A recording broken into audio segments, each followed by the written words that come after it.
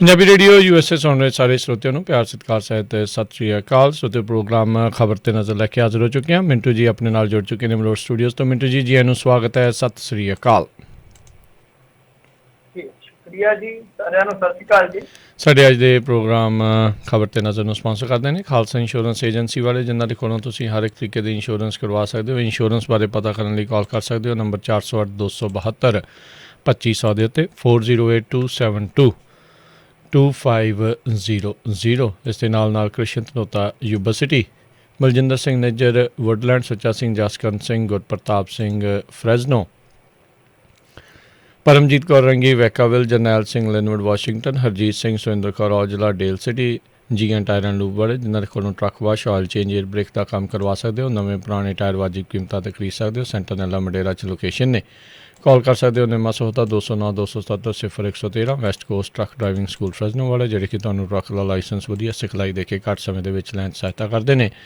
ਕਾਲ ਅਜੀਤ ਅਟਵਾਲ 559 374 4541 ਦੇ ਉੱਤੇ। ਇਹਨਾਂ ਸਾਰਿਆਂ ਦਾ ਧੰਨਵਾਦ। ਜੇਕਰ ਤੁਸੀਂ ਜਾਂ ਕੋਈ ਹੋਰ ਕਾਰੋਬਾਰ ਇਸ ਪ੍ਰੋਗਰਾਮ ਨੂੰ ਸਪਾਂਸਰ ਕਰਨਾ ਚਾਹੁੰਦੇ ਹੋ, ਸੰਪਰਕ ਕਰ ਸਕਦੇ ਹੋ ਨੰਬਰ 408 722 7698 ਦੇ ਉੱਤੇ।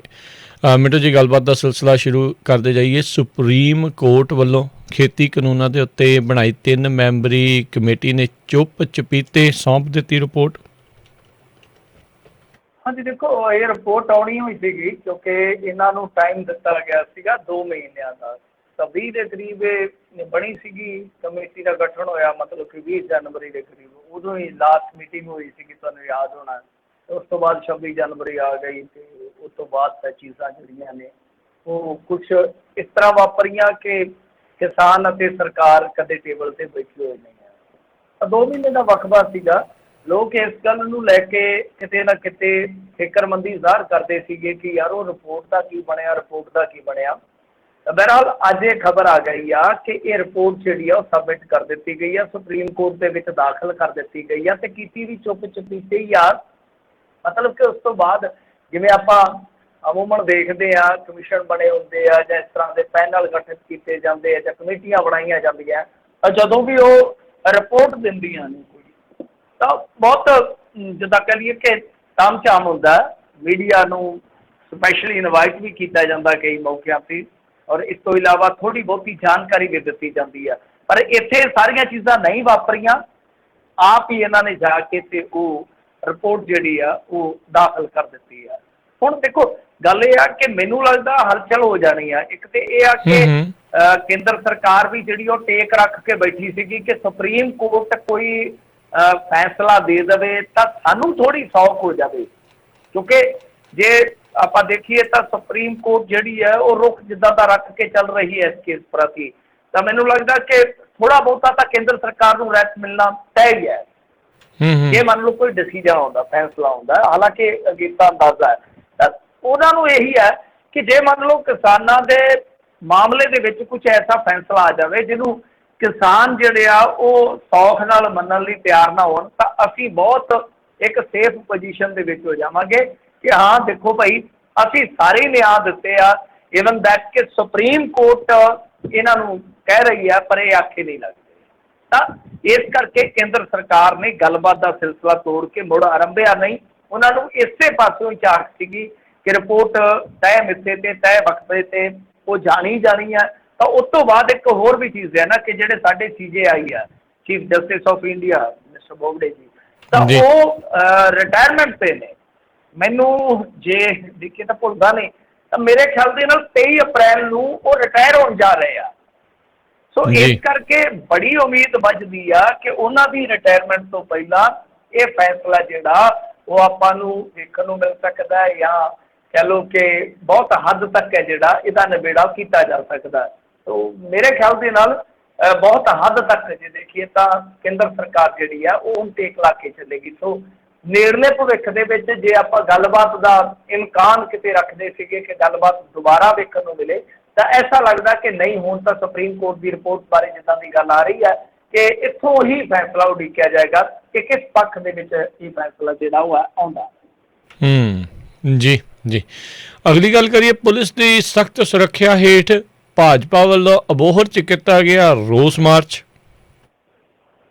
ਹਾਂਜੀ ਦੇਖੋ, ਕੱਲ ਮਲੋਟ ਦੇ ਵਿੱਚ ਜਿਵੇਂ ਇਹਨਾਂ ਨੇ ਕੀਤਾ ਸੀਗਾ, ਸਿਮਿਲਰ ਉਹੀ ਆ ਅੱਜ ਦੀ ਜੇ ਦੇਖੀਏ ਤਾਂ ਹਾਲਾਤ ਉਹੀ ਹੈ। ਅਬੋਹਰ ਦੇ ਵਿੱਚ, ਅਬੋਹਰ ਕੋਈ ਬਹੁਤੀ ਦੂਰ ਨਹੀਂ ਹੈ, ਜੇ ਆਪਾਂ ਦੇਖੀਏ ਤਾਂ ਜੀ ਪੰਜਾਬ ਦਾ ਅਖੀਰਲਾ ਸ਼ਹਿਰ ਆ। ਮਲੋਟ ਦੇ ਨਾਲੋਂ ਥੋੜ੍ਹਾ ਵੱਡਾ ਸ਼ਹਿਰ ਆ, ਅਤੇ 30 ਕੁ ਕਿਲੋਮੀਟਰ ਦਾ ਸਾਹਨਿਆਂ ਵਿੱਚ ਮਲੋਟ ਅਬੋਹਰ, ਮਲੋਟ ਚੜ੍ਹਦੇ ਵਾਲੇ ਪਾਸੇ ਉਹ ਲਹਿੰਦੇ ਵਾਲੇ ਪਾਸੇ ਆ, ਵਿੱਚ ਵਿਚਾਲੇ ਸਾਡਾ ਪਿੰਡ ਆ। ਤਾਂ ਹੁਣ ਉੱਥੇ ਵੀ ਇਹੋ ਕੁਛ ਹੀ ਕੀਤਾ ਇਹਨਾਂ ਨੇ, ਬਾਜ਼ਾਰ ਜਿਹੜੇ ਆ ਉਹ ਬੰਦ ਕਰਨ ਦੀ ਅਪੀਲ ਕੀਤੀ। ਤਾਂ ਦੇਖੋ ਉੱਥੇ ਅਬੋਹਰ ਦੇ ਵਿੱਚ ਜ਼ਿਆਦਾ ਹੁੰਗਾਰਾ ਮਿਲਿਆ ਇਹਨਾਂ ਨੂੰ ਮੁਕਾਬਲਤਨ ਮਲੋਟ ਦੇ। ਹਾਲਾਂਕਿ ਉੱਥੇ ਵੀ ਹੂੰ ਕੁਛ ਬਾਜ਼ਾਰੀ ਖੁੱਲ੍ਹੀ ਆ, ਕਿਉਂਕਿ ਉੱਥੇ ਮੇਨ ਜਿੱਦਾਂ ਲਾ ਲਓ ਕਿ 12 ਨੰਬਰ ਬਾਜ਼ਾਰ ਆ ਜਾਂ ਹੋਰ ਇਸ ਤਰ੍ਹਾਂ ਦੇ ਇੱਕ ਦੋ ਬਾਜ਼ਾਰ ਨੇ, ਉਹ ਤਾਂ ਕੰਪਲੀਟਲੀ ਬੰਦ ਉੱਥੇ ਦੇਖੇ ਗਏ ਆ। ਤਾਂ ਆਸੇ ਪਾਸੇ ਦੁਕਾਨਾਂ ਕੁਛ ਖੁੱਲ੍ਹੀਆਂ ਜਿਹੜੀਆਂ ਉਹ ਨਜ਼ਰ ਆਈਆਂ ਨੇ। ਬਾਕੀ ਉੱਥੇ ਤੁਹਾਨੂੰ ਪਤਾ ਹੀ ਇਹਨਾਂ ਦਾ ਵਿਧਾਇਕ ਆਪਣਾ, ਜਿੱਥੇ ਵਿਧਾਇਕ ਹੁੰਦਾ ਬੰਦੇ ਦਾ, ਤਾਂ ਉੱਥੇ ਸਿਰਫ ਬੰਦੇ ਦਾ ਕਹਿ ਲਓ ਜਾਂ ਪਾਰਟੀ ਦਾ ਕਹਿ ਲਓ, ਤਾਂ ਉੱਥੇ ਆਧਾਰ ਤਾਂ ਹੁੰਦਾ ਹੀ ਹੈ ਇਹਨਾਂ ਦਾ। ਸੋ ਇੱਕ ਚੀਜ਼ ਜਿਹੜੀ ਆ ਉਹ ਸਾਫ਼ ਆ, ਸਪਸ਼ਟ ਆ, ਜਿਸ ਗੱਲ ਦਾ ਆਪਾਂ ਕਿਤੇ ਨਾ ਕਿਤੇ ਤੌਖਲਾ ਪ੍ਰਗਟਾਉਂਦੇ ਸਾਂ ਕਿ ਭਾਰਤੀ ਜਨਤਾ ਪਾਰਟੀ ਨੂੰ ਨਾ ਇਕਜੁੱਟ ਹੋਣ ਦਾ ਮਤਲਬ ਕਿ ਹੁੰਦਾ ਕੀ ਹੈ ਕਿ ਲੀਡਰ ਤਾਂ ਹਰੇਕ ਸ਼ਹਿਰ ਦੇ ਵਿੱਚ ਆਪਾਂ ਨੂੰ 150 ਹੀ ਨਜ਼ਰ ਆਉਂਦਾ ਹੈ ਉਹਨਾਂ ਜੀ ਦਾ, ਜਿਹੜਾ ਮੁੱਖ ਤੌਰ 'ਤੇ ਕੰਮ ਕਰਦਾ, ਜਿਹਨੂੰ ਆਪਾਂ ਮੋਹਰਲੀ ਕਤਾਰ ਦਾ ਵਰਕਰ ਕਹਿੰਦੇ ਆ। ਪਰ ਉਹਦੇ ਨਾਲ ਹੇਠਾਂ ਜਿਹੜੇ ਲੋਕ ਜੁੜੇ ਹੁੰਦੇ ਆ ਉਹ ਖੁੱਲ੍ਹ ਕੇ ਨਹੀਂ ਆਉਂਦੇ। ਕਈ ਵਾਰ ਜਦੋਂ ਇਸ ਤਰ੍ਹਾਂ ਦਾ ਡਿਸਪਿਊਟ ਹੋ ਜਾਂਦਾ ਹੈ, ਮਤਲਬ ਕਿ ਕਿਸੇ ਪਾਰਟੀ ਨਾਲ ਹੋ ਜਾਂਦਾ ਹੈ ਜਾਂ ਸਰਕਾਰ ਨਾਲ ਹੋ ਜਾਂਦਾ ਹੈ ਜਾਂ ਸਥਾਨਕ ਕਿਸੇ ਮੁੱਦੇ 'ਤੇ ਲੈ ਕੇ ਜਨਤਾ ਨਾਲ ਹੋ ਜਾਂਦਾ ਹੈ, ਤਾਂ ਉਹ ਕਈ ਵਾਰ ਉਹ ਦੁਬਿਧਾ 'ਚ ਪੈ ਜਾਂਦਾ ਹੈ। ਪਰ ਐਤਕੀ ਮੌਕਾ ਮਿਲ ਗਿਆ ਇਹਨਾਂ ਨੂੰ ਕਿ ਫਿਰ ਇਹ ਜਿਹੜੇ ਖਿੰਡੇ ਪੁੰਡੇ ਲੋਕ ਸੀਗੇ ਇਹ ਯੂਨਾਈਟ ਹੋਏ ਨੇ, ਇਕੱਠੇ ਹੋਣੇ ਆ ਸ਼ੁਰੂ ਕੀਤਾ ਇਹਨਾਂ ਨੇ। ਪਰ ਇੱਥੇ ਗੱਲ ਨਹੀਂ ਰੁਕਦੀ ਨਜ਼ਰ ਆਉਂਦੀ, ਜੋ ਗੱਲਾਂ ਸਾਨੂੰ ਸੁਣਨ ਨੂੰ ਮਿਲਦੀਆਂ ਪਈਆਂ ਅਤੇ ਗੱਲਾਂ ਉਹ ਵੇਖਣ ਨੂੰ ਵੀ ਮਿਲਦੀਆਂ ਪਈਆਂ, ਜਿਸ ਤਰ੍ਹਾਂ ਦੀਆਂ ਤਕਰੀਰਾਂ ਹੋ ਰਹੀਆਂ ਨੇ ਕਿ ਇਹ ਅਸਲ ਦੇ ਵਿੱਚ ਹੁਣ ਮੁੱਦਾ, ਜਿੱਦਾਂ ਮੈਂ ਕਿਹਾ ਕਿ ਹਿੰਦੂ ਸਿੱਖ ਦਾ ਤਾਂ ਬਣਾ ਹੀ ਸਕਦੇ ਆ, ਉਹ ਤਾਂ ਆਪਾਂ ਕੱਲ੍ਹ ਵੀ ਗੱਲ ਕੀਤੀ ਸੀਗੀ, ਤਾਂ ਇਹਨਾਂ ਦੀ ਮਨਸ਼ਾ ਵੀ ਇਹੀ ਰਹਿੰਦੀ ਹੈ। ਜੀ ਹੁਣ ਮੁੱਦਾ ਇਹ ਵੀ ਬਣਾਇਆ ਜਾ ਰਿਹਾ ਕਿ ਦੇਖੋ ਅੱਜ ਤੱਕ ਜੇ ਆਪਾਂ ਦੇਖੀਏ ਜਿਹੜਾ ਪੰਜਾਬ ਪੁਨਰਗਠਨ ਤੋਂ ਬਾਅਦ, ਮਤਲਬ ਕਿ ਜਦੋਂ ਹਰਿਆਣਾ ਵਿੱਚੋਂ ਨਿਕਲ ਗਿਆ, ਤਾਂ ਉਸ ਤੋਂ ਬਾਅਦ ਕਹਿੰਦੇ ਕਿ ਹਿੰਦੂ ਚੀਫ ਮਿਨਿਸਟਰ ਨਹੀਂ ਬਣਿਆ। ਇਹ ਮੁੱਦਾ ਅੱਗੇ ਵੀ ਚੁੱਕਿਆ ਗਿਆ ਸੀਗਾ, ਦਲਿਤਾਂ ਦਾ ਵੀ ਚੁੱਕਿਆ ਸੀਗਾ ਇਹਨਾਂ ਨੇ ਕਿ ਦਲਿਤ ਬੱਸੋਂ ਦੇ ਵਿੱਚ ਜੇ ਆਪਾਂ ਦੇਖੀਏ ਅਨੁਪਾਤ ਇੰਨਾ ਇਹਨਾਂ ਨੇ ਕੱਢ ਕੇ ਦੱਸਿਆ ਸੀਗਾ, ਤਾਂ ਉਹਨਾਂ ਦਾ ਡਿਪਟੀ ਕਿਉਂ ਨਹੀਂ, ਮਤਲਬ ਕਿ ਡਿਪਟੀ ਚੀਫ ਮਿਨਿਸਟਰ ਵੀ ਕਿਉਂ ਨਹੀਂ। ਇਹਨਾਂ ਦੇ ਜਿਹੜੇ ਹੈਗੇ ਸੰਗਠਨ ਮੁਖੀ ਮੇਰੇ ਖਿਆਲ ਦੇ ਨਾਲ ਮਿਸਟਰ ਦਿਨੇਸ਼, ਉਹਨਾਂ ਨੇ ਮੁੱਦਾ ਚੁੱਕਿਆ ਸੀਗਾ। ਖੈਰ, ਤਾਂ ਇਹ ਹੁਣ ਹੇਠਲੇ ਪੱਧਰ 'ਤੇ ਕਹਿ ਲਓ ਕਿ ਗੱਲਬਾਤ ਜਿਹੜੀ ਆ ਉਹ ਉਛਾਲੀ ਜਾ ਰਹੀ ਹੈ ਕਿ ਜੇ ਸਾਡਾ ਆਪਣਾ ਚੀਫ ਮਿਨਿਸਟਰ ਹੋਵੇ ਤੇ ਫਿਰ ਸਾਨੂੰ ਐ ਥੋੜ੍ਹੀ ਕੋਈ ਧੱਕ ਕੇ ਤੁਰਿਆ ਫਿਰੂਗਾ। ਇਹ ਗੱਲਾਂ ਦੇਖ ਲਓ ਹੁਣ ਕਿੱਥੋਂ ਤੱਕ ਜਾ ਰਹੀਆਂ, ਗੱਲਾਂ ਕਿਸ ਦਿਸ਼ਾ ਨੂੰ ਜਾ ਰਹੀਆਂ। ਤਾਂ ਇਸੇ ਕਰਕੇ ਕਹੀਦਾ ਕਿ ਭਾਈ ਗਲਤੀ ਨਾ ਕਰੋ, ਕਾਇਦੇ 'ਚ ਰਹੋ। ਕਈ ਵਾਰ ਇਹ ਚੀਜ਼ਾਂ ਜਿਹੜੀਆਂ ਨੇ ਨਾ ਉਹ ਬਹੁਤ ਅਗਾਂਹ ਦਾ ਨੁਕਸਾਨ ਕਰ ਜਾਂਦੀਆਂ। ਮਤਲਬ ਇਹ ਹੈ ਕਿ ਆਪਾਂ ਸੋਚਿਆ ਵੀ ਨਹੀਂ ਹੁੰਦਾ ਇੰਨਾ ਨੁਕਸਾਨ ਕਰ ਜਾਂਦੀਆਂ। ਖੈਰ, ਦੂਜੀ ਚੀਜ਼ ਇਸ ਮਾਮਲੇ ਦੇ ਵਿੱਚ ਇਹ ਹੋ ਰਹੀ ਹੈ ਕਿ ਅੱਜ ਉੱਥੇ ਕਿਸਾਨਾਂ ਨੇ ਕੋਈ ਬਰੋਬਰ ਪ੍ਰਦਰਸ਼ਨ ਨਹੀਂ ਕੀਤਾ। ਨੰਬਰ 2 ਜਿਹੜੀ ਗੱਲ ਇੱਥੇ ਲਿਖਣ ਵਾਲੀ ਸੀ ਕਿ ਅਬੋਹਰ ਦੇ ਨਾਲ ਹੀ ਭਾਰਤੀ ਜਨਤਾ ਪਾਰਟੀ ਹਰਿਆਣੇ 'ਚ ਵੀ ਨਿਕਲੀ ਅੱਜ। ਹਾਲਾਂਕਿ ਕਈ ਥਾਈਂ ਉਹ ਆਮੋ ਸਾਹਮਣੇ ਵੀ ਹੋਏ ਆ। ਮੇਰੇ ਖਿਆਲ ਦੇ ਨਾਲ ਭਾਰਤੀ ਜਨਤਾ ਪਾਰਟੀ ਨੇ ਇੱਕ ਥਾਂ 'ਤੇ ਡਾਕਟਰ ਦਰਸ਼ਨਪਾਲ ਦਾ ਪੁਤਲਾ ਫੂਕਿਆ, ਸ਼ਾਇਦ ਇਹ ਸਾਰ ਦੀ ਗੱਲ ਆ। ਤਾਂ ਉੱਥੇ ਕਿਸਾਨਾਂ ਨੇ ਵੀ ਰੋਡ ਜਿਹੜਾ ਸੀਗਾ ਉਹ ਬਲੌਕ ਕਰ ਦਿੱਤਾ। ਪੁਲਿਸ ਤੇ ਕਿਸਾਨ ਆਮੋ ਸਾਹਮਣੇ ਉੱਥੇ ਆ ਗਏ ਸੀਗੇ। ਸੋ ਇਸ ਤਰ੍ਹਾਂ ਦਾ ਵੀ ਮਾਹੌਲ ਜਿਹੜਾ ਹਰਿਆਣੇ ਦੇ ਵਿੱਚ ਵਿਖਾਲੀ ਦਿੱਤਾ ਕਿ ਜਿਵੇਂ ਆਪਾਂ ਗੱਲ ਕਰ ਹੀ ਰਹੇ ਹਾਂ, ਔਰ ਤੁਸੀਂ ਵੀ ਇਹ ਗੱਲ ਨੂੰ ਕਿਤੇ ਨਾ ਕਿਤੇ ਓਬਜ਼ਰਵ ਕੀਤਾ ਹੋਏਗਾ, ਦੇਖਿਆ ਹੋਏਗਾ, ਸੋਚਿਆ ਹੋਏਗਾ ਔਰ ਮਹਿਸੂਸ ਕੀਤਾ ਹੋਏਗਾ ਕਿ ਭਾਰਤੀ ਜਨਤਾ ਪਾਰਟੀ ਦੇ ਜਿਹੜੇ ਲੀਡਰ ਸੀਗੇ ਉਹ ਥੋੜ੍ਹੇ ਡਰਦੇ ਸੀ, ਤਰਬਕਦੇ ਸੀ। ਪਰ ਹੁਣ ਕਿਉਂਕਿ ਪੁਲਿਸ ਪ੍ਰੋਟੈਕਸ਼ਨ ਜ਼ਿਆਦੀ ਆ, ਉਹ ਨਿਕਲ ਰਹੇ ਨੇ ਬਾਹਰ। ਤਾਂ ਦੁਬਾਰਾ ਤੋਂ ਉਹ ਜਿੱਦਾਂ ਕਹਿ ਲਓ ਕਿ ਉਹਨਾਂ ਦੀ ਖਿੰਡੀ ਹੋਈ ਸ਼ਕਤੀ ਹੈ ਜਿਹੜੀ ਉਹ ਸੰਗਠਿਤ ਹੋਈ ਹੈ।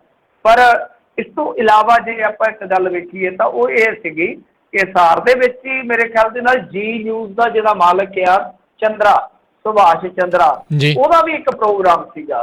ਅਤੇ ਉੱਥੇ ਕਿਸਾਨਾਂ ਨੇ ਕਿਹਾ ਕਿ ਮਲੋਟ ਵਾਲੀਆਂ ਵੀਡੀਓ ਵੇਖ ਲਿਓ ਆਉਣ ਤੋਂ ਪਹਿਲਾਂ ਕੀ ਹਿਸਾਬ ਕਿਤਾਬ ਹੈ। ਮਲੋਟ ਬੜਾ ਮਸ਼ਹੂਰ ਹੋਇਆ ਪਿਆ ਨਾ ਅੱਜ ਕੱਲ੍ਹ ਜੀ। ਅਤੇ ਉਸ ਤੋਂ ਬਾਅਦ ਦੱਸਦੇ ਕਿ ਉਹ ਪ੍ਰੋਗਰਾਮ ਵੀ ਕੈਂਸਲ ਕਰ ਦਿੱਤਾ ਗਿਆ ਜੀ। ਤੁਹਾਨੂੰ ਪਤਾ ਹੀ ਹੈ ਨਾ, ਜਦੋਂ ਜੀ ਦਾ ਜ਼ਿਕਰ ਆਉਂਦਾ ਤਾਂ ਫਿਰ ਇਹਨਾਂ ਦਾ ਜੀ ਹੈ ਜਿਹੜਾ ਕਿਸਾਨਾਂ ਦਾ ਉਹ ਕਿਤੇ ਨਾ ਕਿਤੇ ਕਹਿ ਲਓ ਕਿ ਬਾਹਰ ਨੂੰ ਆਉਂਦਾ ਕਿ ਭਾਈ ਇਹ ਸਾਡੇ ਸਾਹਮਣੇ ਕਾਹਤੋਂ ਆ ਗਿਆ। ਤਾਂ ਇਸ ਕਰਕੇ ਉਹ ਪ੍ਰੋਗਰਾਮ ਵੀ ਜਿਹੜਾ ਉਹ ਕੈਂਸਲ ਕਰਨਾ ਪਿਆ। ਤਾਂ ਬਹਰਹਾਲ ਜਿਹੜਾ ਅਰੁਣ ਨਾਰੰਗ ਆ ਵਿਧਾਇਕ, ਉਹਦੀ ਸਿਕਿਉਰਿਟੀ ਹੋਰ ਵੀ ਵਧਾ ਦਿੱਤੀ ਗਈ ਆ। ਹੋਰ ਵੀ ਲੀਡਰਾਂ ਨੂੰ ਇਹਨਾਂ ਨੂੰ ਸਿਕਿਉਰਿਟੀ ਪ੍ਰੋਵਾਈਡ ਕਰਨ ਦੇ ਜਿਹੜੇ ਆ ਹੁਕਮ ਦੇ ਦਿੱਤੇ ਗਏ ਆ। ਬਾਕੀ ਸਾਰੀਆਂ ਚੀਜ਼ਾਂ ਠੀਕ ਆ ਕਿ ਸੁਖਾਵੇਂ ਢੰਗ ਦੇ ਨਾਲ ਇਹ ਜਿਹੜੀ ਬੰਦ ਦੀ ਕਾਲ ਸੀਗੀ 2 ਵਜੇ ਤੱਕ ਦੀ ਉਹ ਨੇਪਰੇ ਚੜ੍ਹ ਗਈ ਆ। ਬਾਕੀ ਹੁਣ ਵੇਖੋ ਅਗਲਾ ਇਹਨਾਂ ਦਾ ਪ੍ਰੋਗਰਾਮ ਕੀ ਰਹਿੰਦਾ। ਹਾਲ ਦੀ ਘੜੀ ਤਾਂ ਆਪਾਂ ਕਹਿ ਸਕਦੇ ਹਾਂ ਕਿ ਇਹਨਾਂ ਨੇ ਇਸ ਬਹਾਨੇ ਇਕਜੁੱਟ ਹੋਣ ਦਾ ਤਹਈਆ ਜ਼ਰੂਰ ਕੀਤਾ ਆ। ਜੀ ਜੀ ਜੀ। ਅਗਲੀ ਜਿਹੜੀ ਮਿੰਟੂ ਜੀ ਗੱਲ ਕਰਦੇ ਜਾਈਏ, ਸੰਯੁਕਤ ਮੋਰਚੇ 'ਚ ਸ਼ਾਮਿਲ ਕਿਸਾਨ ਆਗੂ ਦੇ ਪੁੱਤਰ ਤੇ ਹਮਲਾ। ਦੇਖੋ ਇਹ ਕਿਸਾਨ ਆਗੂ ਹੈਗੇ ਆ ਬਲਦੇਵ ਸਿੰਘ ਸਿਰਸਾ, ਜਿਨ੍ਹਾਂ ਨੇ ਕਈ ਮੌਕਿਆਂ ਤੇ ਕਹਿ ਲਓ ਕਿ ਸਿੱਖ ਕੌਮ ਵਾਸਤੇ ਵੀ ਸੰਘਰਸ਼ ਕੀਤੇ। ਅੱਜ ਕੱਲ੍ਹ ਉਹ ਕਿਸਾਨੀ ਸੰਘਰਸ਼ ਦੇ ਵਿੱਚ ਨੇ। ਹੁਣ ਇਹਨਾਂ ਨੇ ਜਿਹੜੀ ਆਪਾਂ ਕਹੀਏ ਤਾਂ ਭੂਮਿਕਾ ਅਦਾ ਕੀਤੀ ਉਹ ਸਭ ਦੇ ਸਾਹਮਣੇ, ਪਰ ਇਹਨਾਂ ਦੇ ਸਪੁੱਤਰ ਵੀ ਜਿਹੜੇ ਆ ਉਹ ਵੀ ਕਿਤੇ ਨਾ ਕਿਤੇ ਐਜੀਟੇਸ਼ਨ ਦੇ ਵਿੱਚ ਹੈਗੇ ਆ। ਅਤੇ ਅੰਮ੍ਰਿਤਸਰ ਦੇ ਵਿੱਚ ਜੋ ਐਜੀਟੇਸ਼ਨ ਚੱਲਦਾ ਪਿਆ ਉਹਦਾ ਇੱਕ ਪਾਰਟ ਕਹਿ ਲਓ ਕਿ ਉਹ ਧਰਨਾ ਵਗੈਰਾ ਜਿੱਦਾਂ ਚੱਲਦੇ ਆ, ਧਰਨਾ ਮੁਜ਼ਾਹਰੇ ਚੱਲਦੇ ਆ, ਤਾਂ ਉਹ ਉੱਦਾਂ ਜਾ ਰਹੇ ਸੀਗੇ ਲਗਾਤਾਰ ਮੁਸਲਸਲ। ਤਾਂ ਉਹ ਕਹਿੰਦੇ ਆ ਕਿ ਕੱਲ੍ਹ ਦੀ ਗੱਲ ਹੈ ਸ਼ਾਇਦ ਕਿ ਜਾਂ ਪਰਸੋਂ ਰਾਤ ਦੀ ਆ ਕਿ ਜਦੋਂ ਮੈਂ ਉਸ ਧਰਨੇ ਤੋਂ ਵਾਪਸ ਜਾ ਰਿਹਾ ਸੀਗਾ ਅਤੇ ਰਾਹ ਦੇ ਵਿੱਚ ਚੇਤਾ ਆਇਆ ਕਿ ਭਾਈ ਮੇਰਾ ਟੈਲੀਫੋਨ ਹੈ ਜਿਹੜਾ ਉਹ ਤਾਂ ਉੱਥੇ ਰਹਿ ਗਿਆ। ਜਦੋਂ ਮੈਂ ਵਾਪਸ ਆਇਆ ਤੇ ਕਹਿੰਦੇ ਕਿ ਮੈਂ ਉੱਪਰ ਗਿਆ ਤੇ ਉਸੇ ਸਾਈਡ ਜਿਸ ਸਾਈਡ ਮੈਂ ਬੈਠਾ ਸਾਂ ਰੋੜਾਂ ਦੇ ਨਾਲ ਹਮਲਾ ਕੀਤਾ ਗਿਆ ਹੈ। ਹਮਲਾਵਰ ਜਿਹੜੇ ਆ ਹਮਲਾਵਰ ਇਹ ਸੋਚ ਕੇ ਹਮਲਾ ਕਰ ਗਏ ਕਿ ਭਾਈ ਇੱਧਰ ਸ਼ਾਇਦ ਬੈਠਾ ਹੋ ਗੱਡੀ ਦੇ ਵਿੱਚ, ਤੇ ਉਹ ਮੋਬਾਈਲ ਲੈਣ ਵਾਸਤੇ ਮਤਲਬ ਕਿ ਜਿਹੜੀ ਉਹ ਧਰਨੇ ਵਾਲੀ ਥਾਂ ਸੀ ਉੱਤਰ ਕੇ ਉੱਥੇ ਨੂੰ ਚੱਲ ਗਿਆ। ਉਹ ਜੇ ਹੁੰਦਾ ਤਾਂ ਹੋ ਸਕਦਾ ਸੀ ਕੋਈ ਨੁਕਸਾਨ ਹੋ ਜਾਂਦਾ। ਸੋ ਇਸ ਕਰਕੇ ਕਾਫੀ ਜ਼ਿਆਦਾ ਇਹ ਘਟਨਾ ਜਿਹੜੀ ਆ ਉਹ ਇੱਕ ਚਿੰਤਾ ਦਾ ਸਬੱਬ ਜਿਹੜਾ ਹੈ ਉਹ ਬਣਾਈ ਬੈਠੀ ਆ ਕਿ ਮਾਜਰਾ ਕੀ ਆ ਅਸਲ ਦੇ ਵਿੱਚ। ਜਿਸ ਤਰ੍ਹਾਂ ਦਾ ਮਾਹੌਲ ਬਣਿਆ ਪਿਆ, ਲੋਕ ਉਸ ਐਂਗਲ ਨੂੰ ਵੀ ਜੋੜਦੇ ਆ ਕਹਾਣੀ ਨੂੰ ਕਿ ਕੋਈ ਐਸੀ ਸ਼ਰਾਰਤ ਤਾਂ ਨਹੀਂ ਕੀਤੀ ਜਾ ਰਹੀ ਕਿ ਜਿਹੜਾ ਪਾਠਕ ਮੌਜੂਦਾ ਦੌਰ ਦੇ ਵਿੱਚ ਪਿਆ ਹੋਇਆ ਇਹਨੂੰ ਥੋੜ੍ਹਾ ਜਿਹਾ ਹੋਰ ਵਧਾ ਦਿੱਤਾ ਜਾਵੇ।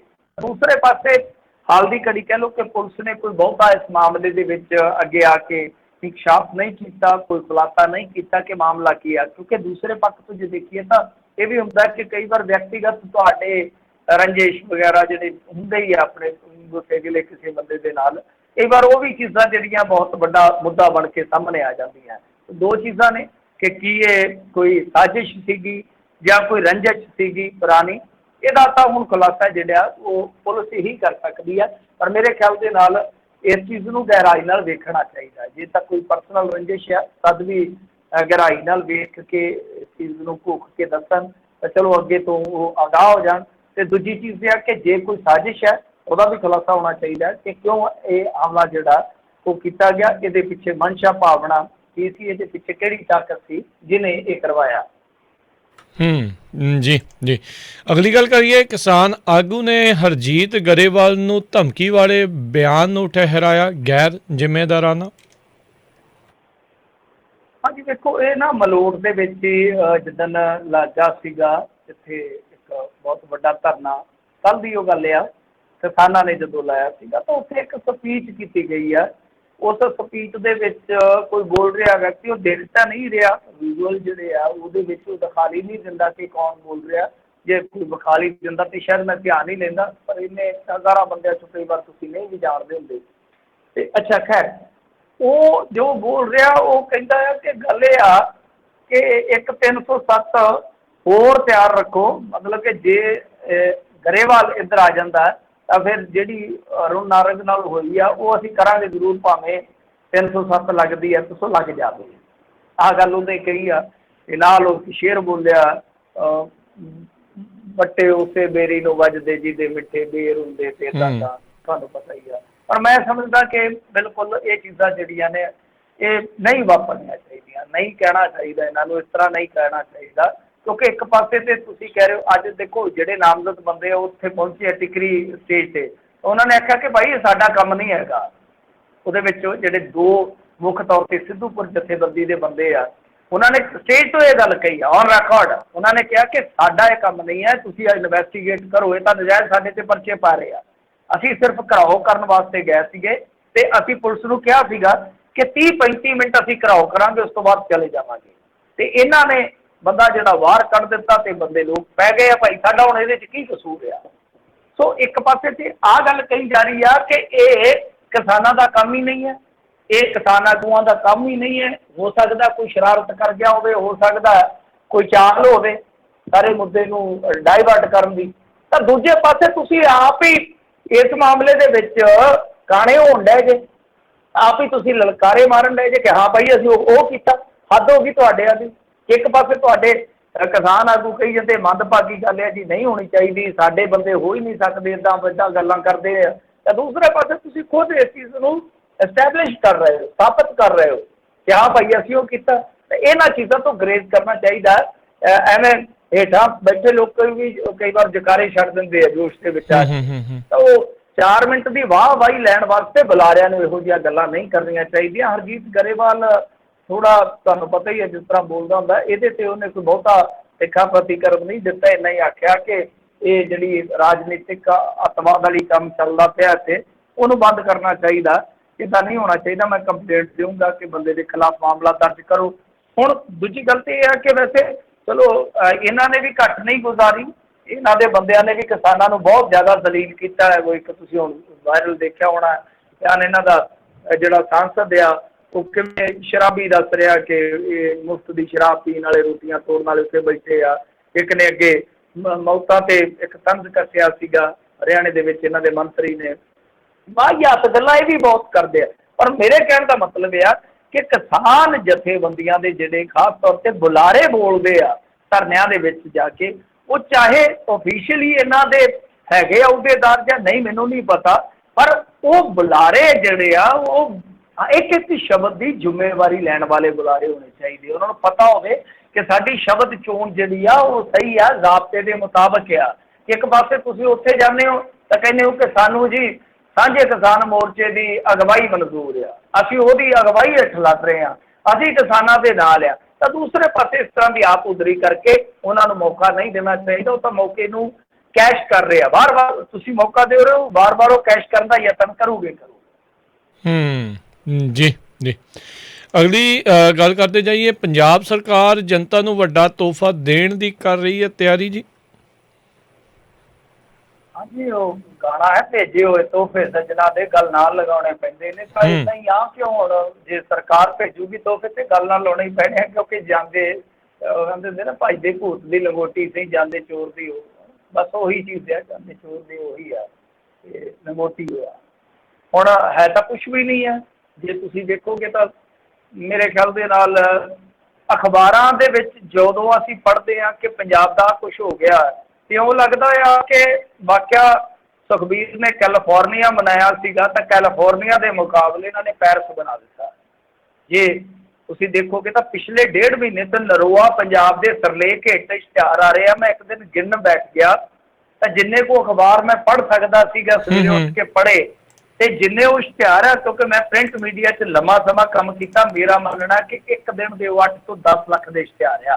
ਤੇ ਪਿਛਲੇ 1 ਮਹੀਨੇ ਤੋਂ ਮੈਂ ਪੜ੍ਹ ਰਿਹਾ ਤਕਰੀਬਨ।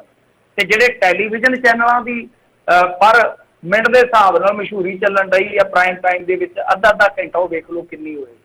ਤਾਂ ਕੁੱਲ ਮਿਲਾ ਕੇ ਮੇਰਾ ਮੰਨਣਾ ਹੈ ਕਿ 20 ਲੱਖ ਦੀ ਐਡਵਰਟਾਈਜ਼ਮੈਂਟ ਘੱਟੋ ਘੱਟ ਜਾ ਰਹੀ ਹੈ, 10 ਤੋਂ 20 ਲੱਖ ਦੀ ਐਡਵਰਟਾਈਜ਼ਮੈਂਟ ਦਿੱਲੀ ਸਰਕਾਰ ਦੀ। ਤਾਂ ਜਦੋਂ ਉਹ ਦੇਖਦੇ ਆ ਇੱਦਾਂ ਲੱਗਦਾ ਕਿ ਨਹੀਂ, ਕੈਲੀਫੋਰਨੀਆ ਤੋਂ 50 ਸਾਲਾਂ ਦੇ ਵਿੱਚ ਅਸੀਂ ਪੈਰਿਸ ਤੱਕ ਪਹੁੰਚ ਗਏ। ਹੁਣ ਪਤਾ ਨਹੀਂ ਤੁਸੀਂ ਨਾਰਾਜ਼ ਹੋਵੋਗੇ ਕਿ ਸਾਡੇ ਕੈਲੀਫੋਰਨੀਆ ਨੂੰ ਇੱਦਾਂ ਕਰ ਰਹੇ ਆ। ਮੇਰੇ ਕਹਿਣ ਦਾ ਮਤਲਬ ਆ ਕਿ ਇੱਕ ਕੈਲੀਫੋਰਨੀਆ ਬਣਾ ਗਿਆ, ਦੂਜਾ ਪੈਰਿਸ ਬਣਾ ਗਿਆ, ਹੁਣ ਤੀਜਾ ਹੋ ਸਕਦਾ ਕਿ ਲੰਡਨ ਕਹਿ ਦੇ ਕਿ ਮੈਂ ਤਾਂ ਲੰਡਨ ਬਣਾ ਦੇਣਾ। ਐਸਾ ਚੱਲ ਰਿਹਾ। ਜਦੋਂ ਅਖਬਾਰ ਪੜ੍ਹਦੇ ਤੇ ਉਹ ਹੀ ਲੱਗਦਾ ਬੱਲੇ ਬੱਲੇ ਚੱਕ ਤਾਂ ਫਟਾ ਇਹਨਾਂ ਨੇ ਤਾਂ ਕੀਤਾ, ਸੁਆਹ ਵੀ ਨਹੀਂ ਕੀਤਾ, ਕੱਖ ਵੀ ਨਹੀਂ ਹੈ। ਤਾਂ ਉਹ ਇਸ਼ਤਿਹਾਰਬਾਜ਼ੀ ਆ। ਤਾਂ ਬਹਰਹਾਲ ਹੁਣ ਦੇਖੋ ਮਸਲਾ ਕੀ ਆ, ਜਿਹੜੀ ਮੈਂ ਤੁਹਾਨੂੰ ਵਿੱਚ ਦੀ ਗੱਲ ਦੱਸਾਂ ਕਿ ਇੱਥੇ ਅਰਵਿੰਦ ਕੇਜਰੀਵਾਲ ਆ ਕੇ ਪਿਛੜੀ ਛੇੜ ਗਿਆ। ਉਹਨੇ ਆਖਿਆ ਕਿ ਦਿੱਲੀ ਮਾਡਲ ਬੜਾ ਵਧੀਆ। ਜਦੋਂ ਦਿੱਲੀ ਮਾਡਲ ਦੀ ਗੱਲ ਕਰਦੇ ਆ, ਹੁਣ ਉਹ ਡਰੱਗ ਵਾਲੇ ਦੀ ਗੱਲ ਕਰ ਨਹੀਂ ਸਕਦੇ ਕਿਉਂਕਿ ਮਾਫੀ ਮੰਗ ਲਈ ਉਹਨਾਂ ਨੇ, 100 ਸਿਆਪੇ ਪਏ। ਤਾਂ ਹੁਣ ਉਹ ਦਿੱਲੀ ਮਾਡਲ ਨੂੰ ਬਥੇਰਾ ਪ੍ਰਚਾਰਦੇ ਆ। ਤਾਂ ਦਿੱਲੀ ਮਾਡਲ ਦੇ ਵਿੱਚ 3-4 ਬੇਸਿਕ ਚੀਜ਼ਾਂ ਨੇ। ਐਜੂਕੇਸ਼ਨ ਆ ਗਈ, ਹੈਲਥ ਆ ਗਿਆ, ਫਿਰ ਇਸ ਤੋਂ ਇਲਾਵਾ ਉਹਨਾਂ ਦਾ ਜੋ ਡਿਸਪੈਂਸਰੀ ਵਾਲਾ ਇੱਕ ਫੰਡਾ ਬਹੁਤ ਕਾਰਗਰ ਸਾਬਤ ਹੋਇਆ, ਮਹੱਲਾ ਡਿਸਪੈਂਸਰੀ ਜੋ ਲੋਕ ਕਹਿੰਦੇ ਨੇ। ਪਰ ਸਭ ਤੋਂ ਪ੍ਰਮੁੱਖ ਜੇ ਆਪਾਂ ਦੇਖੀਏ ਉਹਨਾਂ ਦੇ ਦਿੱਲੀ ਮਾਡਲ ਦਾ ਬਿੰਦੂ ਹੈ ਬਿਜਲੀ। ਉਹ ਜਦੋਂ ਬਿਜਲੀ ਦਾ ਦੱਸਦੇ ਆ ਨਾ ਕਿ ਸਾਡੀ ਇੰਨੇ % ਵਸੋਂ, ਮਤਲਬ ਕਿ 70-80% ਵਸੋਂ ਤੇ ਬਿੱਲ ਆਉਂਦਾ ਹੀ ਨਹੀਂ। ਜੇ ਆਉਂਦਾ ਤਾਂ ਬੜਾ ਥੋੜਾ ਆਉਂਦਾ, ਜਿਹੜੇ 100-200 ਯੂਨਿਟ ਬਾਲਦੇ ਆ। ਤੇ ਆਮ ਬੰਦਾ ਜਿਹੜਾ ਉਹਦੀ ਤੁਹਾਨੂੰ ਪਤਾ ਹੀ ਆ, ਇਹੀ ਚਾਹਤ ਆ, ਕਿਉਂਕਿ ਬਿਜਲੀ ਦਾ ਬਿੱਲ ਬੜਾ ਡੋਬਾ ਦੇਣ ਡਿਆ ਸਾਡੇ ਇੱਧਰ ਲੋਕਾਂ ਨੂੰ।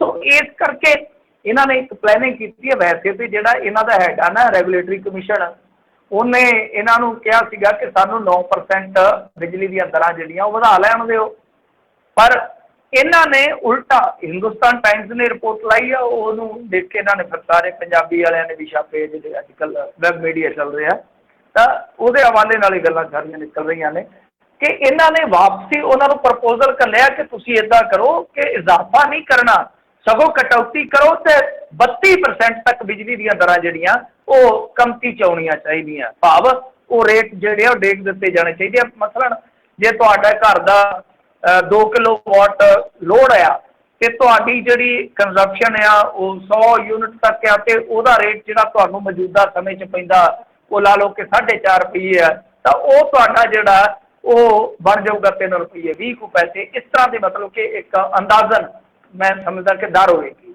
30-32% ਦਾ ਇਹ ਜਿਹੜਾ ਇਸ ਟਾਈਮ ਕਹਿ ਲਓ ਕਿ ਕੱਟ ਸੋਚਿਆ ਜਾ ਰਿਹਾ। ਜੇ ਲੱਗ ਜਾਂਦਾ ਤਾਂ ਮੇਰੇ ਖਿਆਲ ਦੇ ਨਾਲ ਚੰਗੀ ਗੱਲ ਹੈ, ਜੇ ਕੱਟ ਲਿਆ ਇਹੋ ਜਿਹਾ ਬਿਜਲੀ ਦਰਾਂ 'ਚ ਲੱਗਦਾ, ਕਿਉਂਕਿ ਅਜੇ ਤੱਕ ਤਾਂ ਸਾਨੂੰ ਝਟਕੇ ਲੱਗੇ ਆ। ਔਰ ਜਿਵੇਂ ਕਮਲਿਆਂ ਨੂੰ ਕਈ ਵਾਰ ਜਿਹੜੇ ਮਾਨਸਿਕ ਤੌਰ 'ਤੇ ਠੀਕ ਨਹੀਂ ਹੁੰਦੇ ਤਾਂ ਉਹਨਾਂ ਨੂੰ ਝਟਕੇ ਲਾਏ ਜਾਂਦੇ ਨਾ ਕਈ ਵਾਰ ਬਿਜਲੀ ਦੇ, ਤਾਂ ਉੱਦਾਂ ਸਾਨੂੰ ਝਟਕੇ ਲਾਏ ਜਾ ਰਹੇ ਕਿ ਤੁਸੀਂ ਤਾਂ ਬਹੁਤ ਮੈਂਟਲ ਆਦਮੀ ਹੋ ਜਿਹੜੇ ਸਾਨੂੰ ਵੋਟਾਂ ਪਾ ਦਿੰਦੇ ਹੋ। ਤਾਂ ਹੁਣ ਸ਼ਾਇਦ ਹੋ ਸਕਦਾ ਐਂਡ ਵਾਲੇ ਸਮੇਂ ਦੇ ਵਿੱਚ ਕੋਈ ਇਸ ਤਰ੍ਹਾਂ ਦੀ ਕਟੌਤੀ ਕਰਕੇ ਉਹ ਦਿੱਲੀ ਮਾਡਲ ਨੂੰ ਕਾਊਂਟਰ ਕਰਨ ਦਾ ਯਤਨ ਕਰਨ, ਕਿਉਂਕਿ ਇਹਨਾਂ ਨੇ ਮਨੀਮ ਬਿਠਾਇਆ ਹੋਇਆ, ਉਹ ਸਾਰਾ ਦਿਨ ਇਹੋ ਜਿਹੀਆਂ ਮਗਲ ਖਪਾਈਆਂ ਹੀ ਕਰਦਾ ਰਹਿੰਦਾ। ਨਾਲੇ ਅਰਵਿੰਦ ਕੇਜਰੀਵਾਲ ਦਾ ਦਿੱਲੀ ਆ ਉਹ। ਜੀ ਜੀ, ਕਾਂਗਰਸੀ ਸਰਪੰਚਾਂ ਨੇ ਮਾਣ ਭੱਤਾ ਨਾ ਮਿਲਣ ਤੇ ਆਪਣੀ ਕਾਂਗਰਸ ਸਰਕਾਰ ਦੇ ਖਿਲਾਫ ਕੀਤੀ ਨਾਅਰੇਬਾਜ਼ੀ। ਹਾਂਜੀ, ਇਹ ਭਵਾਨੀਗੜ੍ਹ ਨਾਲ ਇਹਨਾਂ ਦਾ ਜਿਹੜਾ ਜ਼ਿਲ੍ਹਾ ਆ ਆਪਣਾ ਮੁੱਖ ਮੰਤਰੀ ਦਾ, ਦੇਖੋ ਇਹ ਕਰਨ ਵੀ ਤੇ ਕੀ ਕਰਨਾ, ਵਿਚਾਰਿਆਂ ਨੂੰ ਉਦੋਂ ਤਾਂ ਟੈਲੀਫੋਨ ਕਰ ਦਿੰਦੇ ਆ, ਅਕਾਲੀਆਂ ਵੇਲੇ ਜਥੇਦਾਰ ਕਰ ਦਿੰਦੇ ਸੀ, ਤੇ ਹੁਣ ਇਹਨਾਂ ਦੇ ਜਿਹੜੇ ਹੈਗੇ ਚਿਮਟੇ ਚਾਪੜੇ ਉਹ ਕਰ ਦਿੰਦੇ ਆ ਕਿ ਹਾਂ ਭਾਈ ਖੜਾ ਹੋ ਜਾ ਸਰਪੰਚ, ਇੰਨੇ ਕੁ ਬਣਾ ਦੇ ਬਸ, ਤੂੰ ਇੱਦਾਂ ਕਰ ਪਾਰਟੀ ਵਾਸਤੇ ਇੰਨਾ ਕੁ ਕਰ ਦੇ, ਸਰਪੰਚ ਤੈਨੂੰ ਉਹ ਬਣਾ ਹੀ ਦੇਣਾ। ਤੇ ਅਗਲਾ ਨਾ ਫਸੀ ਨੂੰ ਫਟਕੜ ਕੀ ਆ, ਨਾ ਇੱਧਰ ਦਾ ਨਾ ਉੱਧਰ ਦਾ, ਸਰਪੰਚ ਬਣ ਜਾਂਦਾ। ਤੇ ਸਰਪੰਚ ਬਣ ਕੇ ਹੁਣ ਉਹ ਮੌਜਾਂ ਭੁੱਲਦੀਆਂ ਨਹੀਂ ਜੋ ਬਾਪੂ ਦੇ ਸਿਰ ਤੇ ਕਰੀਆਂ, ਜਿਹੜੀਆਂ ਲੰਬੀ ਦੇ ਵਿੱਚ ਸਰਪੰਚਾਂ ਨੇ ਮੌਜਾਂ ਕੀਤੀਆਂ ਨੇ, ਉਹ ਹੁਣ ਨਹੀਂ ਗੱਲ ਬਣਦੀ। ਸੰਗਤ ਦਰਸ਼ਨ ਵਾਲੀ ਆਸੇ ਪਾਸੇ, ਕਹਿਣ ਦਾ ਮਤਲਬ ਕਿ ਜਿਹੜਾ ਹੱਕ ਬਣਦਾ ਸਰਪੰਚਾਂ ਦਾ ਉਹ ਵੀ ਨਹੀਂ ਮਿਲਦਾ, ਕਿ ਘਰੋਂ ਤੇ ਲੱਖਾਂ ਰੁਪਈਆ ਲਾਉਂਦੇ ਹੀ ਲਾਉਂਦੇ ਆ। ਚਲੋ 1% ਸਰਪੰਚ ਹੋਣਗੇ ਜਿਹੜੇ ਸਰਬਸੰਮਤੀ ਨਾਲ ਜਾਂ ਕਹਿ ਲਓ ਕਿ ਲੋਕਾਂ ਵੱਲੋਂ ਚੁਣੇ ਜਾਂਦੇ ਖੁਦ ਹੀ ਕਿ ਹਾਂ ਭਾਈ ਇਹ ਬੰਦਾ ਬਣਨਾ ਚਾਹੀਦਾ, ਤਾਂ ਉਹ ਅੱਛੇ ਆਦਮੀ ਹੁੰਦੇ ਨੇ। ਬਹੁਤ ਸਾਰੇ ਸਾਡੇ ਕੋਲ ਨੌਜਵਾਨ ਸਰਪੰਚ ਨੇ ਪੰਜਾਬ ਦੇ ਵਿੱਚ ਜਿਨ੍ਹਾਂ ਨੇ ਮਿਸਾਲੀ ਕੰਮ ਕੀਤਾ। ਕਈ ਮਿਸਾਲਾਂ ਹੈਗੀਆਂ ਮੇਰੇ ਕੋਲ, ਕਦੇ ਵਿਹਲਾ ਸਮਾਂ ਹੋਇਆ ਤੇ ਆਪਾਂ ਜ਼ਰੂਰ ਉਹਦੇ 'ਤੇ ਵੀ ਗੱਲ ਕਰ ਲਵਾਂਗੇ। ਤਾਂ ਦੂਜੇ ਪਾਸੇ ਜਿਹੜੇ ਸਰਪੰਚ ਇਮਾਨਦਾਰੀ ਨਾਲ ਕੰਮ ਕਰਦੇ ਉਹਨਾਂ ਵਾਸਤੇ ਵੀ ਤਾਂ ਵਕਤ ਆ ਨਾ ਕਿ ਤੁਸੀਂ ਪਹਿਲਾਂ ਤਾਂ ਸਰਪੰਚ ਬਣਨ ਵਾਸਤੇ ਬਹੁਤ ਕੁਛ ਕਰਦੇ ਹੋ, ਜ਼ਫਰ ਦਾਲਦੇ ਹੋ, ਉਸ ਤੋਂ ਬਾਅਦ ਫਿਰ ਤੁਸੀਂ ਤੇਲ ਬਾਲਦੇ ਹੋ। ਅੱਜ ਕੱਲ੍ਹ ਤੇ ਇਹਨਾਂ ਦਾ ਹਾਲ ਇਹ ਆ ਕਿ ਆ ਜਿਹੜੀਆਂ ਇੰਟਰਲੋਕ ਟਾਈਲਾਂ ਮਾੜੀਆਂ ਮੋਟੀਆਂ ਵਿਕਾਸ ਦੇ ਨਾਂ 'ਤੇ ਪਿੰਡਾਂ 'ਚ ਲਾ ਰਹੇ, ਉਹਦੀਆਂ ਪੇਮੈਂਟਾਂ ਵੀ ਕਿਸ਼ਤਾਂ 'ਚ ਦਿੰਦੇ ਆ, ਤੇ ਪਹਿਲਾਂ ਸਰਪੰਚ ਨੂੰ ਕਹਿ ਦਿੰਦੇ ਤੂੰ ਆਪਦੇ ਕੋਲੋਂ ਦੇ ਦੇ। ਆਹ ਹਾਲ ਬਣਿਆ ਪਿਆ। ਤਾਂ ਸਰਪੰਚ ਕਰਨ ਵੀ ਤਾਂ ਕੀ ਕਰਨ, 2.5 ਸਾਲ ਦਾ ਅਲਾਊਂਸ ਉਹਨਾਂ ਦਾ ਜਿਹੜਾ ਉਹ ਪੈਂਡਿੰਗ ਪਿਆ, ਹਿਸਾਬ ਲਾ ਲਓ 2.5 ਸਾਲ ਦਾ। ਜਦੋਂ ਇਹ ਆਏ ਸੀ ਮੈਨੂੰ ਲੱਗਦਾ ਸਾਲ ਬਾਅਦ ਤਾਂ ਇਲੈਕਸ਼ਨ ਹੀ ਕਰਾਇਆ ਇਹਨਾਂ ਨੇ, ਦਿੱਤਾ ਹੀ ਕੋਈ ਨਹੀਂ, ਕੁਛ ਵੀ ਨਹੀਂ ਦਿੱਤਾ ਇਹਨਾਂ ਨੂੰ ਵਿਚਾਰਿਆਂ ਨੂੰ। ਪਰ ਮੇਰੇ ਕਹਿਣ ਦਾ ਮਤਲਬ ਇਹ ਹੈ ਕਿ ਠੀਕ ਹੈ ਸਰਪੰਚੀ ਦੀ ਚੋਣ ਜਿਹੜੀ ਮਹਿੰਗੀ ਹੁੰਦੀ ਆ, ਉਹਦੇ ਵਿੱਚ ਕਿਤੇ ਨਾ ਕਿਤੇ ਕਸੂਰਵਾਰ ਅਸੀਂ ਆ ਜਿਹੜੇ ਅਸੀਂ ਸਰਪੰਚਾਂ ਦਾ ਖਰਚਾ ਕਰਵਾਉਂਦੇ ਆ ਇੰਨਾ, ਤਾਂ ਉਹ ਫਿਰ ਮੁੜ ਕੇ ਪੂਰਾ ਵੀ ਕਰਦੇ ਆ।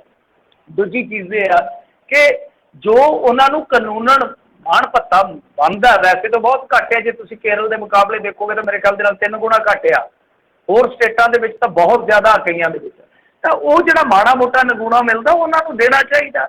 ਇਹਨਾਂ ਦੀ ਨਾਅਰੇਬਾਜ਼ੀ ਠੀਕ ਆ, ਆਪਣੀ ਜਗ੍ਹਾ ਠੀਕ ਆ, ਸਾਡੇ ਲੋਕਾਂ ਨੂੰ ਵੀ ਵੇਖਣਾ ਚਾਹੀਦਾ ਕਿ ਦੇਖ ਲਓ ਕਿਸ ਤਰ੍ਹਾਂ ਦੀ ਸਰਕਾਰ ਚੁਣੀ ਹੈ ਕਿ ਉਹਨਾਂ ਦੇ ਆਪਣੇ ਸਰਪੰਚ ਵੀ ਭੱਤਿਆਂ ਤੋਂ ਕਿਤੇ ਨਾ ਕਿਤੇ ਮਹਿਰੂਮ ਆ। ਹੋਰ ਬਜ਼ੁਰਗਾਂ ਨੂੰ ਪੈਨਸ਼ਨ ਕਿੰਨੇ ਕੁ ਸਮੇਂ ਸਿਰ ਮਿਲਦੀ ਹੋਊਗੀ, ਮੁਲਾਜ਼ਮਾਂ ਦੀ ਤਨਖਾਹ ਜਿਹੜੀ ਆ ਉਹ ਕਿਵੇਂ ਕਟੌਤੀ ਤੋਂ ਬਿਨਾਂ ਇਹਨਾਂ ਨੇ ਦਿੱਤੀ ਹੋਏਗੀ। ਅੱਗੇ ਵਿੱਚੋਂ 250 ਵਾਲਾ ਮੈਂ ਉਹ ਕਰ ਰਿਹਾ ਨਾ ਕਿ ਅੱਗੇ ਉਹ ਕੱਟ ਲਿਆ ਸੀਗਾ, ਇਹਨਾਂ ਨੇ ਤੇ ਕਿਹਾ ਸੀਗਾ ਕਿ ਨਹੀਂ ਅਸੀਂ ਤਾਂ ਕੋਈ ਕਟੌਤੀ ਕਦੇ ਕੀਤੀ ਹੋਈ ਨਹੀਂ ਹੈ। ਸੋ ਇਸ ਤਰ੍ਹਾਂ ਦੀਆਂ ਗੱਲਾਂ ਜਿਹੜੀਆਂ ਨੇ ਉਹ ਸਾਫ਼ ਕਰਦੀਆਂ ਕਿ ਸਰਕਾਰ ਦੇ ਪੱਲੇ ਨਹੀਂ ਧੇਲਾ ਕਰਦੀ, ਮੇਲਾ ਹੀ ਆ। ਹੁਣ ਮੇਲਾ ਫਿਰ ਲੁੱਟਣਾ ਚਾਹੁੰਦੇ ਆ, ਪਰ ਇਹ ਚੀਜ਼ਾਂ ਜਿਹੜੀਆਂ ਪੈਂਡਿੰਗ ਪਈਆਂ ਨੇ ਨਿਬੇੜਨੀਆਂ ਚਾਹੀਦੀਆਂ। ਕਿਉਂ 2.5 ਸਾਲ ਤੱਕ ਦਾ ਅਲਾਊਂਸ ਲਮਕਾਇਆ ਹੋਇਆ, ਮਹੀਨੇ ਦੇ ਮਹੀਨੇ ਉਹਨਾਂ ਦਾ ਮਾਣ ਪੱਤਾ ਉਹਨਾਂ ਦੇ ਖਾਤਿਆਂ 'ਚ ਪਾਓ ਕਿ ਲਓ ਭਾਈ ਮੌਜਾਂ ਕਰੋ। ਜੀ ਜੀ। ਅਤੇ ਮਿੰਟੂ ਜੀ ਬਹੁਤ ਬਹੁਤ ਤੁਹਾਡਾ ਧੰਨਵਾਦ ਕਰਦੇ ਹਾਂ, ਤੁਸੀਂ ਸਾਡੇ ਨਾਲ ਜੁੜੇ, ਇਹਨਾਂ ਖਬਰਾਂ ਬਾਰੇ ਤੁਸੀਂ ਜਾਣਕਾਰੀ ਦਿੱਤੀਆਂ। ਮਿਲਦੇ ਹਾਂ ਜੀ ਅਗਲੀ ਵਾਰ। ਮਿਹਰਬਾਨੀ, ਸਤਿ ਸ਼੍ਰੀ ਅਕਾਲ ਜੀ। ਸਤਿ ਸ਼੍ਰੀ ਅਕਾਲ ਜੀ ਦੱਸੋ, ਅਤੇ ਇੱਥੇ ਸਾਡਾ ਅੱਜ ਦਾ ਪ੍ਰੋਗਰਾਮ ਹੁਣ ਸਮਾਪਤ ਹੈ। ਮਿਲਦੇ ਹਾਂ ਅਗਲੀ ਵਾਰ, ਉਦੋਂ ਤੱਕ ਲਈ ਮੇਰੇ ਵੱਲੋਂ ਵੀ ਤੁਹਾਨੂੰ ਸਭ ਨੂੰ ਸਤਿ ਸ਼੍ਰੀ ਅਕਾਲ। ਸੁਣਦੇ ਰਹੋ ਜੀ ਪੰਜਾਬੀ ਰੇਡੀਓ USA।